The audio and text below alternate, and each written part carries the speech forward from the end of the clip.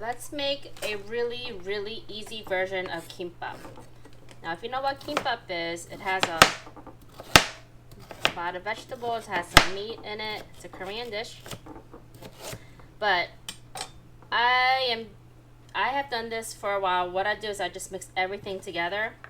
And this just is really convenient because it takes a fraction of the time to do it.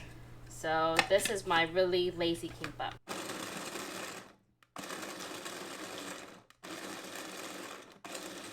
I just took 4 small carrots. If I had bigger ones, then I would probably just use about 2. I'm just going to mix it in a little food processor.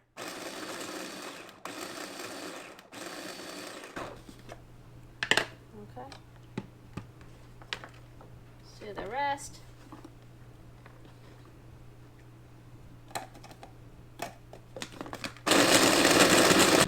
So we got our carrots. And then I have garlic that I froze. This is a tablespoon of garlic, and then I had some fresh in the refrigerator. And then these are eggs that I washed yesterday. It was for a meal that I was gonna do, but never got to. So these are our chicken eggs. And then I'll just put it in the compost. So this is 11 eggs. Now I already started making the rice. Tonight we have a soccer game, and my daughter, I had to pick her up from her JROTC training. They're going to state this year. So right after that, we have to go to 2 soccer games on the opposite ends of town. So it's going to be a busy night. Your chopsticks out. That garlic's still a little frozen. Just going to mix the egg with it. And then these are green onions from our garden that I went ahead and pre-chopped and just put in a bag and put in the freezer. I'm going to add a ton of green onions. I'm just doing with what I got, because this is what I want to do today. And this meal will travel very easily. I am going to add some salt.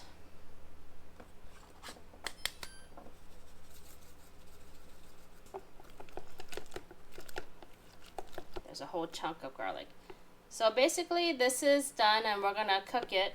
Alright, so let's get some olive oil. I like to mix olive oil and just regular vegetable oil sometimes. It just seems to cook a little bit better. So I'm just gonna, since I added salt in here and I didn't taste it, I'm gonna actually just cook just a little bit of it.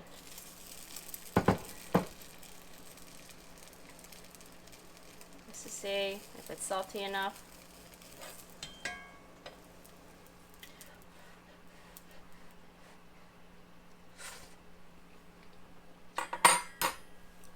Could use a little bit more salt.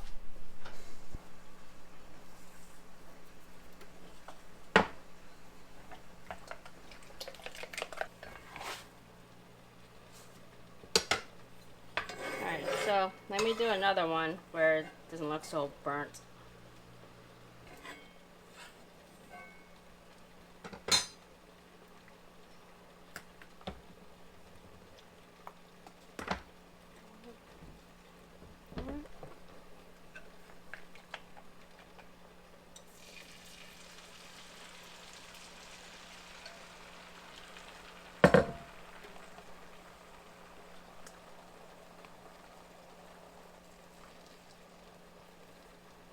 Guess I'll be nicer to the eggs this time and cook it on a little lower heat.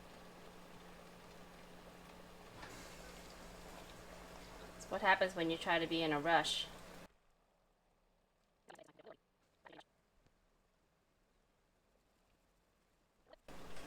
Okay, this one I might just cook it in half, or roll it in half.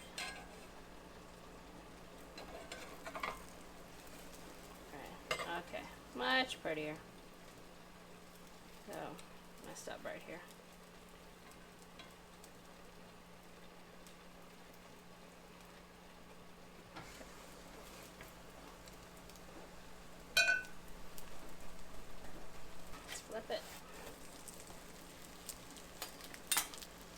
Now it's really not supposed to have this much color at all.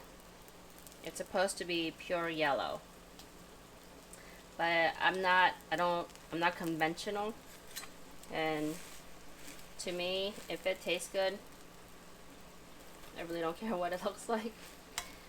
I love feeding people, and I tell them, I go, look, I am not one to be able to decorate, put things on pretty plates and have things look pretty. I have friends who can do that and make everything taste delicious.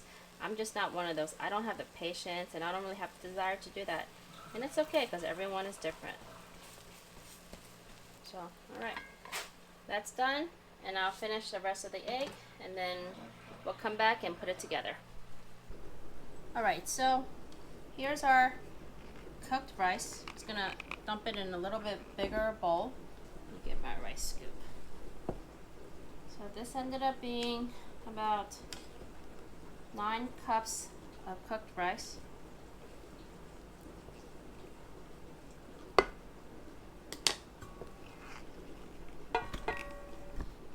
You don't want to use hot rice when you're rolling your sushi, or it's going, your kimbap sushi, whatever it is, or it's going to make the seaweed curl. So you do want to cool it off a little bit. I'm going to season with a little bit of salt because I didn't over salt those eggs. If I did, then I wouldn't do this. That's my dishwasher going. And then I have sesame oil here. Okay. I'm going to mix that around.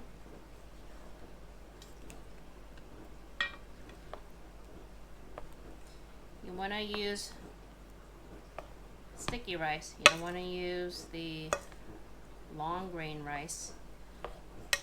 So go to your local Korean grocery store and go get you some sticky rice, or Costco sells rice too. Alright, set that aside. I'm going to use Kimbap. And then I have some of this. It's braised burdock and pickled radish for kimbap. Our burdock, and there's the radish. Here's our eggs that we cooked.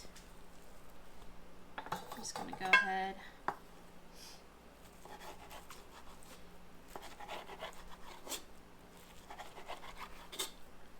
You can cut this thin, you can cut it as thick as I do, you can leave it bigger, it doesn't matter.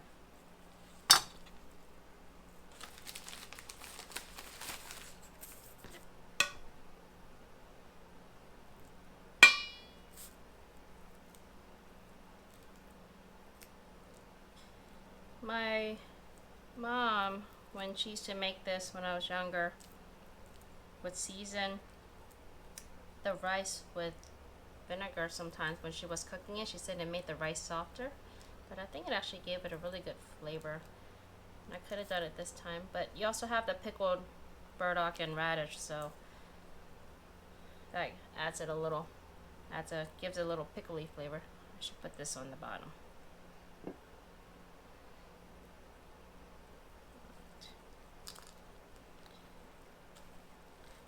Now one day I will make a video on how to properly make this. Don't go telling people that this is true kimbap, because then they'll tell you I have no idea what I'm talking about. This is me just trying to survive it as a mom sometimes and making it easy for me so that I'm not doing this forever. Cutting up all the vegetables, sauteing it separately. Yeah, who got time for that? Nobody got time for that. At least this mama doesn't.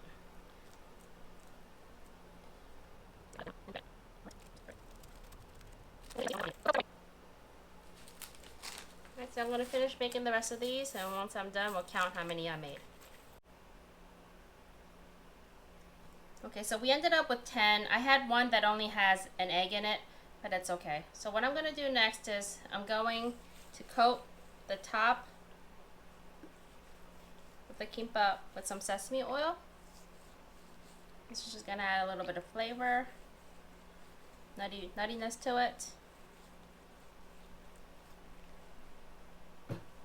And then it'll also help cut through the seaweed and the rice without getting sticky. Alright, so we'll go ahead. I'm gonna move some aside.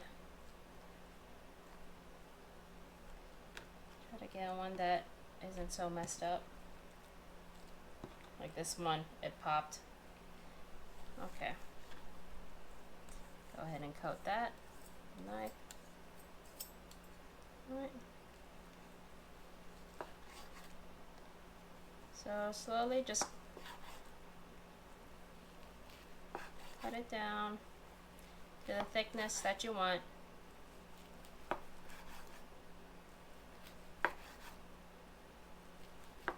Now my favorite part of kimbap is the end piece, because you get a whole bunch of it all. And then just plate it up. Let's put the end piece in the middle.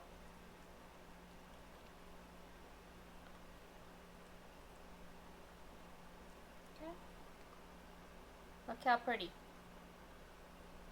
Then what we can do is, if you want to, you can just sprinkle some sesame seeds on top. This is totally optional, but that's it. Okay, so this is the end product. Now I ate a whole one, and I just cut this one a little differently. I was wondering if I can cut it almost all the way through, but then when the kids go and eat it, if they can just rip the foil off and just bite the little piece end off, and then, or bite the last bit of it off and just go on to the next one. So we'll see how this works out. But here are the dinners. This one, it was just rice. So tomorrow I'm going to probably cook this in with an egg and have a side dish with it. And then these are the sweet potatoes that I grew this year. These are like the Japanese Korean sweet potatoes. The color is supposed to be this red color right here, but I'm not sure if it's because I don't know what happened with the color. The other ones have that, but I tried it and it is delicious. So I didn't even cure it, so I don't even think I'm going to actually cure it, and we'll just store it away. And then these are some of my favorite parts, which is the end pieces. So this, I told you, is not the typical way to make these, but this is just an easy way so that you're not spending a lot of time trying to cook each individual vegetable and I'll roll it up. I hope you enjoyed this video, and I'm not sure what I'm gonna make next. So we will see you next time. Have a good day. Bye.